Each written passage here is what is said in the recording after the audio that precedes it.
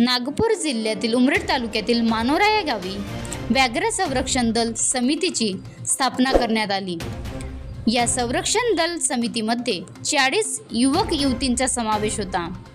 या समितीमध्ये वन्यजीव प्राण्यांचे संरक्षण करण्याची चर्चा करण्यात आली।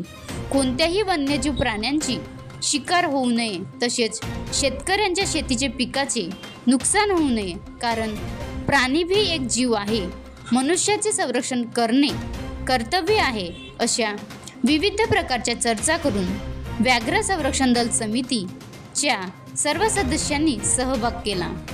समिती अध्यक्ष पुणेश्वर मोटघरे, ग्रामपंचायत विकास मानोरा नंदकिशोर तिवाडे, तसेच सरपंच मानोरा भीमराव गजबिये, उपसरपंच मानोरा जगदीश शेंडे, कोषाध्यक्ष मानोरा अनुप मानकर, समिती सदस्य व इतर सदस्य उपस्थित होते।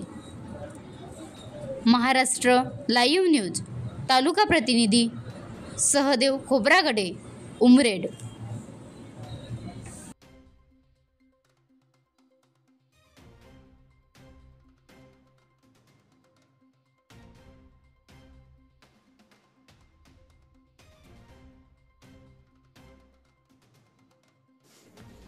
पण आमचं नाव झालं पाहिजे म्हणून गावाने बळीचा बकरा बनवणे हे आपल्या लक्षात नाही आहे, बरोबर आहे काजी?